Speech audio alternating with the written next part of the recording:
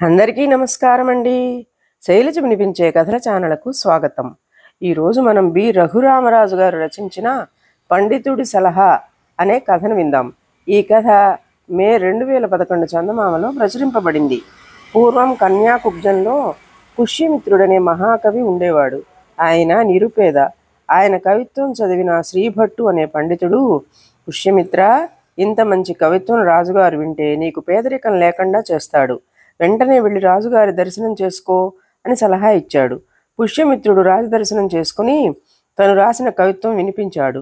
రాజు చాలా సంతోషించి పుష్యమిత్రుడికి మంచి బహుమానం ఇవ్వడమే కాకుండా ఆయనను తన ఆస్థానంలో కూడా చేర్చుకున్నాడు. కొంతకాలం తరువాత పుష్యమిత్రుడు శ్రీభట్టును కలుసుకుని, నేనిప్పుడు రాస్తున్న కవిత్వం రాజాస్థానంలో నేను చేరకముందు రాసిన కవిత్వపు స్థాయిలో లేదని చాలామంది అంటున్నారు.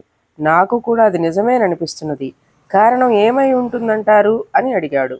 అందుకు శ్రీభట్టు, ఆ రోజున నీ కవిత్వాన్ని దృష్టిలో పెట్టుకుని రాజుగారు బహుమానం ఇస్తే, ఇప్పుడు నువ్వు రాజుగారు ఇవ్వబోయే బహుమానాన్ని దృష్టిలో పెట్టుకుని కవిత్వం రాస్తున్నావు.